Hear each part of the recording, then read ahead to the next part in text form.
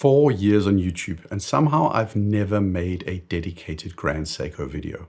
So today, we fix that. Because I've got the brand new Grand Seiko Ushio 300 meter diver on loan, and it's a perfect excuse to answer a bigger question. Why are watch enthusiasts so obsessed with Grand Seiko? Is it actually one of the best watchmakers in the world, or is it just Rolex cope? Along the way in this conversation, we're also going to talk about why Grand Seiko feels so different from Swiss luxury brands, what Zaratsu polishing actually is, and whether this Ushio diver is genuinely worth $12,000. Let's dive in. I've spent 3 decades working with companies, and one thing you learn very quickly is that every company has a personality. You can usually tell what a company values by what it chooses to emphasize. I look at Rolex and I see a company that is defined by a quote that is attributed to Hans Wilsdorf that was, "Only great marketing is needed to make a company successful." Boiling down Rolex to "they're all about marketing" would be unfair. They make really good watches, but there's no doubt that if anything, Rolex have really understood and leveraged the power of brand and desirability. Same with Hublot. Whatever you think of Hublot watches, the brand is fundamentally associated with image, positioning, and celebrity culture. Footballers, Flash, Jean-Claude Biver. Grand Seiko, on the other hand, before this video, I couldn't name a single Grand Seiko brand ambassador. I've got no clue whether they are official timekeeper of any sport whatsoever. But I know that they do something called Zaratsu polishing. I know they have ultra-precise 5 Hz movements, and I know they invented the spring drive. I also know that Seiko's founder emphasized precision, quality, and dedication as values in his way of leading. Grand Seiko, Rolex, and Hublot are all watchmakers, but they're very different. In the way Grand Seiko present themselves to the world, they're not brash, they're not overconfident, they're not flashy. They are refined, they are understated, and they lean heavily on attributes that demonstrate attention to detail, technical prowess, quality, craftsmanship. In part, that's marketing, but it also comes from a core mindset that permeates through the company culture. From the get-go, this sets Grand Seiko apart from almost all similarly priced Swiss and German watch brands. Rolex, Breitling, IWC, Panerai, Omega. Although many of those are technically incredibly accomplished, they come across as much less technical, much less understated, and much more, for lack of a better word, marketing-y. And all of this gives you a strong hint as to why enthusiasts love them. Compare them to Rolex, which so many people do.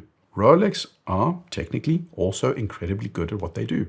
Rolex movements are among the most robust, most accurate, and most reliable mass-produced movements out there. Rolex watches, the cases, the bracelets, the clasps, styles, and hands are all made to incredibly high standards. Just like Grand Seiko, they also have a complex, unique, and patented 5 Hz movement in their lineup, in the ground scrounger. Rolex are widely accepted by insiders to be exceptional at producing high quality at scale and do it efficiently.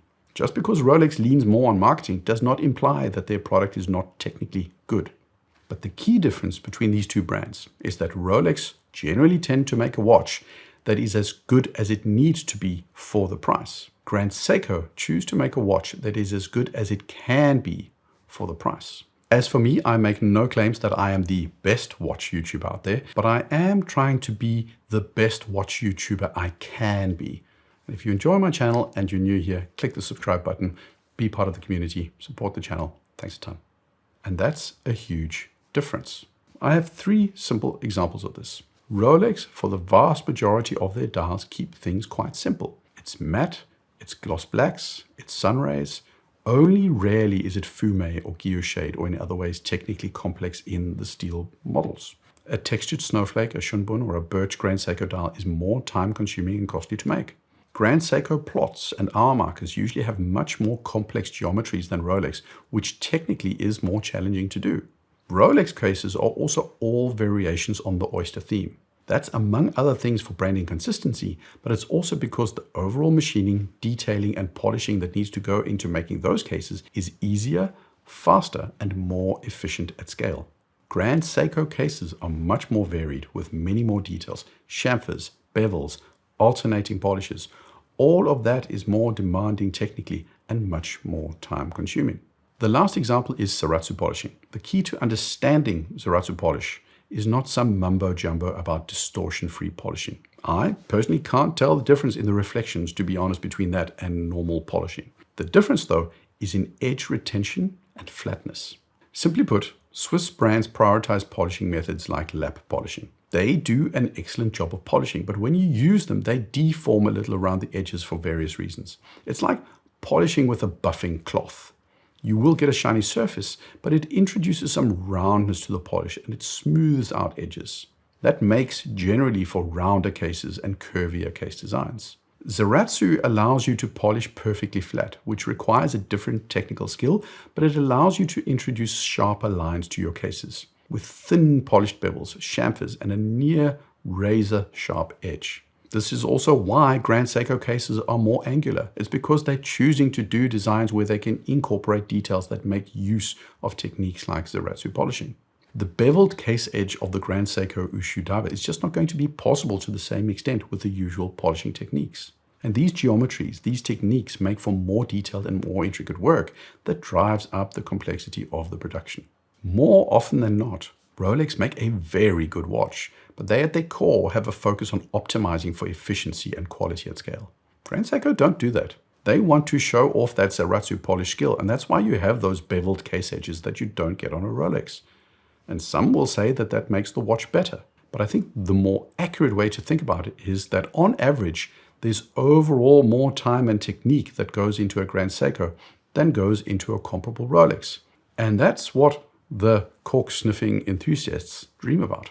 The fascinating thing, though, is how Grand Seiko is fundamentally misunderstood by the broader public. For the longest time, there's been this contrived Grand Seiko versus Rolex discussion going. East versus West, Japan versus Switzerland. When you look at the reality of their marketing, the reality of their emphasis on technique, the right comparison isn't Rolex. It's Glashütte or Jaeger-LeCoultre. It's refined, it's quiet, it's restrained, it's technical. And it explains why Grand Seiko doesn't sell 1.2 million watches but under 100,000. Their approach completely explains why they are underappreciated. They were put on a pedestal alongside marketing powerhouses like Omega and Rolex. They are never going to win that game. Their place is for the aficionado who shies away from the pomp and pageantry and, yes, sniffs the cork of his wine. But there is a catch to all of this. Because when a company becomes obsessed with showcasing craftsmanship and technical prowess, sometimes the engineering starts overpowering the design itself. Honestly, that's where Grand Seiko occasionally loses me as well. Sometimes all those angles on cases just go too far, especially on the sports watches, which are the kinds of watches I usually have a preference for. For me, the case and bracelet of the Seiko Shunbun have just a little too much going on in terms of angles and bevels and ridges and whatnot. The Tentograph, same story. Some of the Diver GMTs also. 44 millimeters, by the way. They're way too big for me. Grand Seiko are not the only ones guilty of this, but it is when the balance between showing off your engineering skills overpowers the aesthetic side. In my eyes, the SPGC 253 is a monstrosity, just like the old Yachtmaster 2. The bracelets have often had far too many edges and grooves that ruined the look for me. And the dress watches? Sure, it's a nice dial, but I don't walk around with a magnifying glass or a loop in my back pocket all the time to appreciate that this dial is made with inspiration from a western-facing green birch that has grown in the midst generated by a nearby waterfall. It's like wine tasting. I can taste cherry versus blackcurrant, but when people start babbling on about whether or not it was Portuguese sherry casks or Spanish sherry casks the wine was aged in, you just lose me. That level of nuance is lost on me, and I think it's lost on a lot of people. Honestly, sometimes it does come across as just ever so slightly clinical and soulless to some people. I understand why some people might feel it comes across as pretentious too, which brings me to the Ushio, which is none of that, because here they have balance. $12,400. That's more expensive than a Rolex Submariner, but the Submariner is a bad comparison for a number of reasons. The Ushio diver is in titanium. That adds cost. The Rolex Yachtmaster, the only titanium watch in Rolex's catalog, is $15,000. A JLC Polaris with a rubber strap and not steel will likely set you back $10,400. The JLC would likely cost you around $12,000 with a steel bracelet. So what you have in the Grand Seiko is a fully capable dive watch priced in the ballpark of a comparable JLC and cheaper than the only titanium Rolex out there. The movement, 72 hours of power reserve, 5 Hz high beat movement, accuracy of plus minus 3 seconds per month, not per day, per month, plus a power reserve indicator. In terms of feature set, you get a brand new bracelet and clasp, which is excellent. You get a locking mechanism so you can't accidentally release it. You also get a micro adjust mechanism and also an extended dive adjustment feature so it will work over a wetsuit when you really need expansion. And finally, fit and finish, dial, hands, case detailing is of an incredibly high standard. So high that no one else at this price point is better, in my opinion. Normally, I just stop there with a feature run through because it's not usually that exciting. But here I have to pause and say that the sheer quality level is just higher than any comparably priced Swiss watch. Grand Seiko pull no punches. I like to say that Rolex makes a watch that is as good as it needs to be for the price. But Grand Seiko, they do, and in this watch,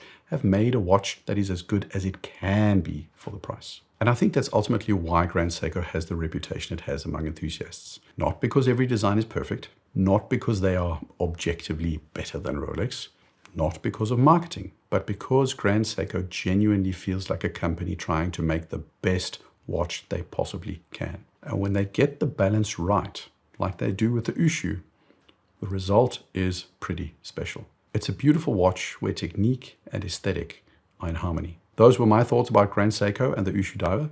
Share your thoughts in the comments. Like, subscribe. Cheers.